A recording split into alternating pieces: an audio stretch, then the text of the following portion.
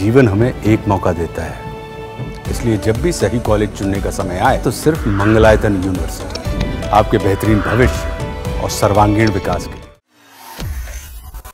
Israel Iran के बढ़ते संघर्ष के बीच ईरान उस परमाणु अप्रसार संधि से बाहर आने की कोशिश में है जिसका उद्देश्य परमाणु हथियारों के प्रसार को रोकना है।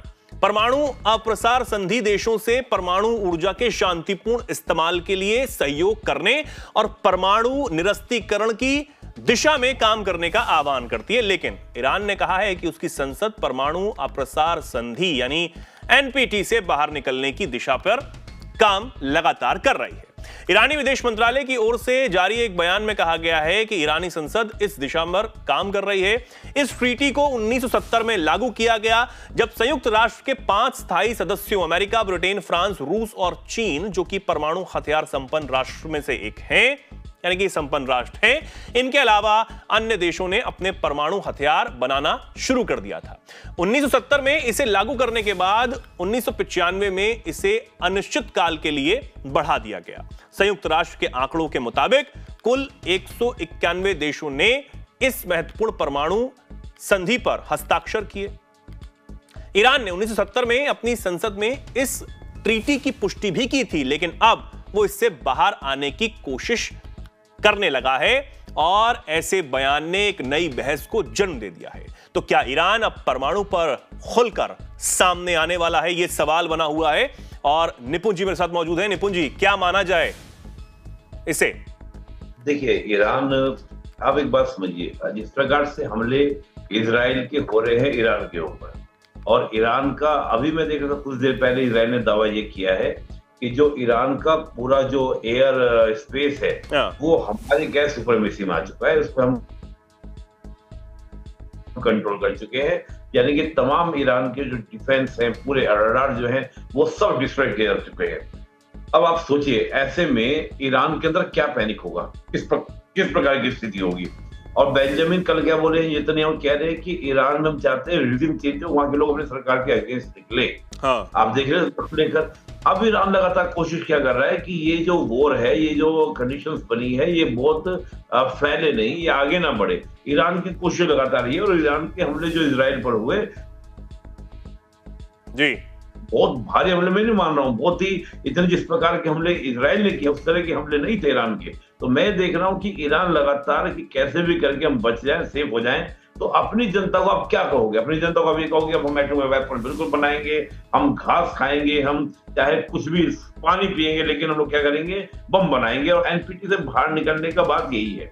ऊपर से इजराइल को कटघरे में खड़ा करने का प्रयास कर रहा है कि इजराइल ने आज तक एनपीटी सीटीबीटी पर साइन नहीं किए हैं, हम क्यों एनपीटी सीटीबीटी पर साइन करें। हालांकि भारत ने खुद एनपीटी सीटीबीटी पर साइन नहीं किए हैं। भारत का अप्रोच हमेशा ये रहा है कि ये कहीं ना कहीं भेदभाव वाली संज्ञा है और हम इसको नहीं मानेंगे। बिल्कुल। तो बात ये है कि ईरान निकल भी जाए तो उससे क्या फर्क पड़ जाएगा। मुझे लगता नहीं कि कई कंट्री बाहर हो जाए, पर बात यह है कि क्या इजराइल आपको बनाने देगा एटॉमिक वेपन।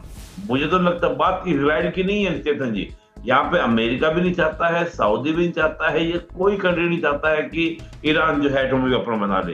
तो मुझे लगता है कि कहीं ना कहीं उसको रोकने के लिए जो भी हथकंडा है, इजराइल का सिंपल इतना मानना है इस समय कि एक तो हम ईरान की जो एटॉमिक वेपन बनने की क्षमता है उसको कई साल के लिए पीछे कर दें और वहां पर ऐसी सरकार हम बदल दें जो हमारे इंटरेस्ट के साथ हमारे साथ मिलकर काम करे।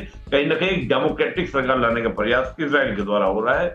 तो मुझे लग रहा है कि एक बड़े कूप की तैयारी हो रही है। यानी कि हाँ, यही सवाल कि क्या इजराइल अब तख्ता पलट की साजिश भी रच रहा है, ये भी माना जाए?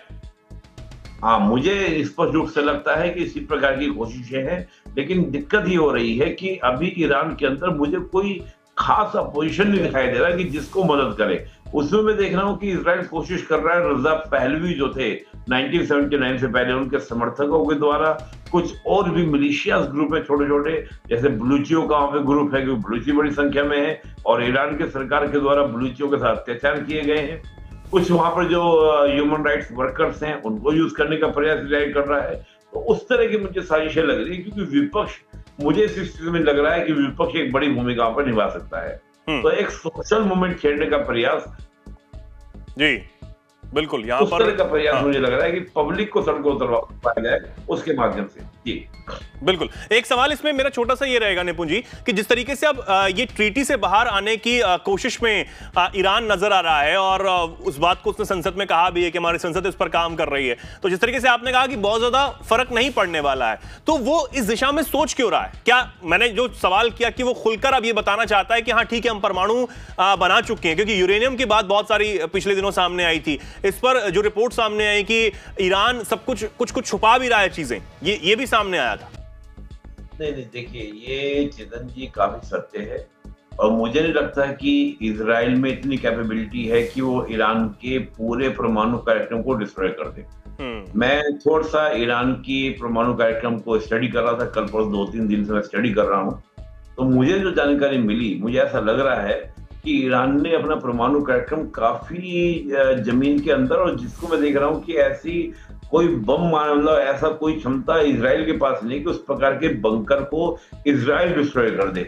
उस तरह के बंकर को डिस्ट्रॉय करने की जो कैपेबिलिटी है वो केवल अमेरिका की, केवल अमेरिका, या मैं रशिया मान सकता हूँ, इसके अलावा मुझे दुनिया में किसी के पास नहीं लगती है। तो कहीं ना कहीं इजराइल का ये भी चाहता है इजराइल कि कैसे भी करके अमेरिका से इन्वॉल्व हो और हम जो प्रयोगशालाएं यानी जो लैब्स हैं जहाँ पर ये परमाणु कार्यक्रम चल रहा है, और उसको देखिए। और एक बात इंटरेस्टिंग बात और है, आज जितने भी वेस्ट के कंट्रीज हैं उनको ईरान ने समझा दिया है कि करीब 15 बम बनाने वाला था ईरान, और बना था तो उसकी जो पूरी रेंज थी वो इंडिया तक और खासतौर से वेस्ट में यूरोप तक होने वाली थी।